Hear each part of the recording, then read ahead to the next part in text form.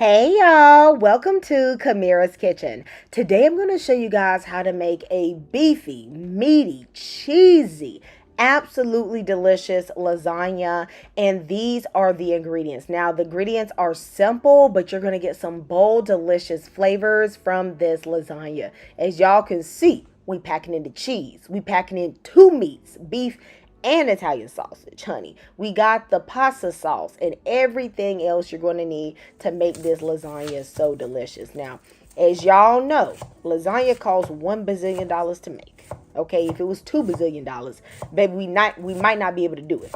So, keeping in mind that this is a little bit of a pricey dish, I know you want the best recipe. And baby, I will not be letting you down. And so I am going to chop up one onion. I'm also going to add in 2 tomatoes. You don't really need these tomatoes, but as y'all can see, mine was a little bit on their last leg. But baby, they still had a leg. So I'm going to be putting them in this pasta dish. But this is totally optional. Y'all know when y'all be doing stuff like this at the house, we just got to use up whatever we got. Okay, so I'm going to chop those into a medium dice. I'm also going to be mincing up about 5 cloves of garlic. I'm going to heat my Dutch oven to a medium heat, and then I'm going to add in 1.25 pounds of ground beef. You don't have to do 1.25 pounds. 1 pound is just fine, but mine comes in packets that are this large. I'm also going to add 1 pound of sweet Italian sausage. I feel like the sweet Italian sausage is so delicious in lasagna. It's already seasoned. It's going to add a great flavor. I'm going to break up the meats with my hand when I put them in just to help them crumble better. And then I'm going to go with my spatula and I'm going to break them up and I'm going to cook them until they are just browned. You're going to see that a lot of fat and some liquid is going to be released. I am going to skim all of that off because the pasta sauce I am using has olive oil, plus we're adding so many cheeses. You really do not want any excess fat coming from the meat. It's not necessary because of how much fat is going into this dish. I'm then going to add all of the onion and the garlic, and I'm going to allow this to saute on a medium temperature for about 2 or 3 minutes. Then I'm going to add some salt and my seasonings. For my seasonings, I basically made an Italian seasoning blend with the dried herbs I have at the house with some oregano, some thyme, a little rosemary, basil. Also added in some garlic powder, onion powder, and some chili flakes. Once I let that cook for about a minute or two, I'm then going to add my tomatoes and then my pasta sauce. You can use whatever spaghetti sauce has a good flavor for you. I am going to use this organic tomato basil one that has a little olive oil in it. Whichever brand you use, you need about 50 ounces or a little bit less of the pasta sauce. I'm also going to add in some dry red wine and about 1/2 tablespoon of sugar.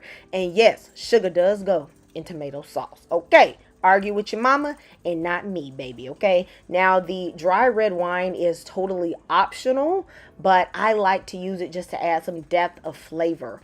I'm then going to put in some fresh herbs. Those are just from my garden. You know, if you ain't growing them, honey, you know, you ain't got to add them, but they do taste good. I'm going to simmer this sauce for as long as it takes for the flavors to come together. For me, I like to simmer mine for about an hour.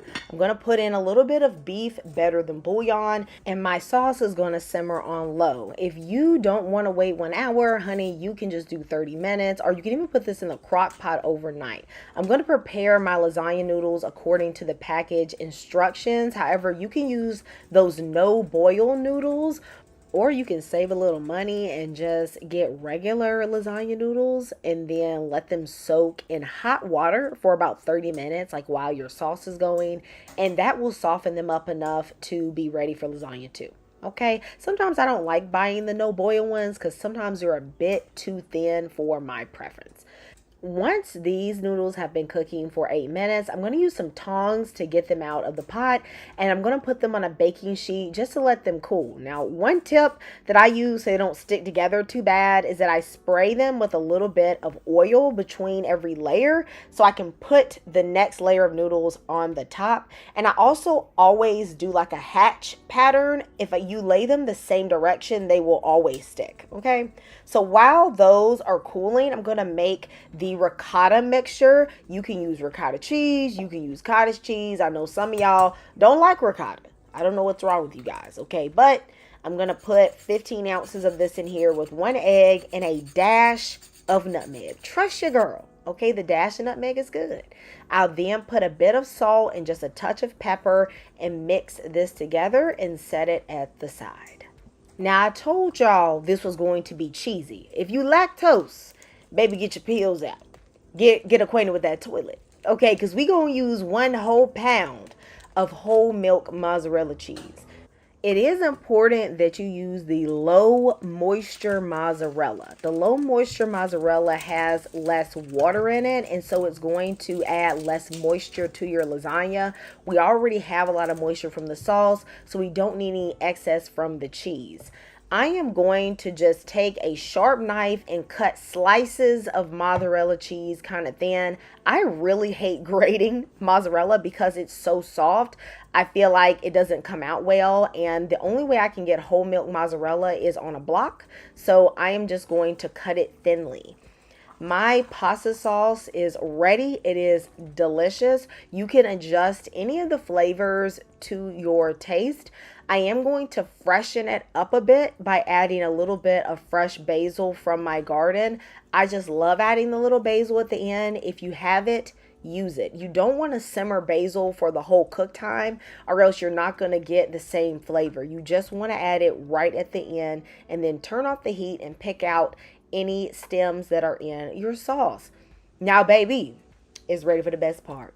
We are going to assemble this lasagna. I am using a dish that is very deep, but it is not quite as wide as your typical 9x13. So if you're using a 9x13 dish, you are not going to need to do what I have to do, which is cut some of my noodles in half. The ones that I'm going to put on the edge, I'm going to cut them in half, and then I'm just going to overlap them in the middle. I'm using this dish because not only is it cute, but I like that it is so deep. But you can use your standard 9x13. And if you're using a 9x13, you will often find that you will need about 4 noodles to go across. Instead, I am using 3. All right. So once I have added my noodles, I'm then going to add some provolone cheese slices as well as a little bit of the mozzarella. If y'all are finding that this video is teaching you something, is giving you value, you know you want to make this recipe, go ahead and give your girl a like and let me know in the comments what other recipes you would like for me to make. Now, once I added more sauce, I'm going to add in some mozzarella and then a bit more Parmesan. Now, what I forgot is that I meant to add a layer of noodles right here, okay, and then add my ricotta. However, I forgot, guys. Y'all know I'm filming. I'm busy. So I added the ricotta before I put on the noodles. But you know what? Baby, we still tore it up. Okay, we're not even worried about that. Okay, but I would add another layer of noodles there before the ricotta just for a little bit more stability. Then you could add your ricotta and then just add another layer of noodles. Okay, y'all? Now, guys, let me know in the comments what you like to serve with your lasagna and also how many pieces can you eat? Okay, is you a real greedy? Okay, do you got that greedy spirit? Are you taking down about 2-3 pieces? Now, me, to be honest with you, I can really only eat like half a slice. I can't take for so much lasagna, y'all. It's heavy, even though it's very delicious. I'm gonna serve mine with a salad. Of course, I love to have a little garlic bread too, but baby, there's so many carbs. Lord help me, Jesus. Okay. It's like I just can't eat but so much of these heavy meals like I used to be able to do back in the day. Okay, y'all know how we used to get down. Anyway, so guys, I'm getting towards the top and I'm going to add on my last layer of spaghetti. I did save a little bit of ricotta to put on the top. I like to do that because it makes the top of the lasagna look very white, if you know what I'm saying, and without having to add as much cheese, even though I am going to add a good layer of cheese here. I'm going to put some mozzarella and a little bit of an Italian blended cheese and a little bit of Parmesan. You can make the top as cheesy as you want, okay? This is a meaty cheesy lasagna, so I am going to go all the way. Now look at that, y'all. Ain't that a thing of beauty? It ain't even been baked, and y'all already know this lasagna is looking absolutely delicious.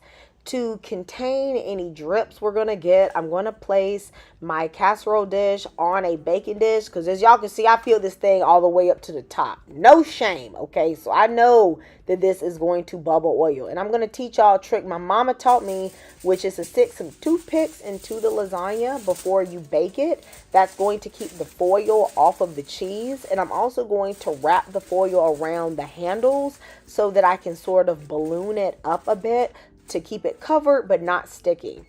I did preheat my oven to 375 degrees, and when it is hot, I'm going to stick the lasagna in covered for 40 minutes.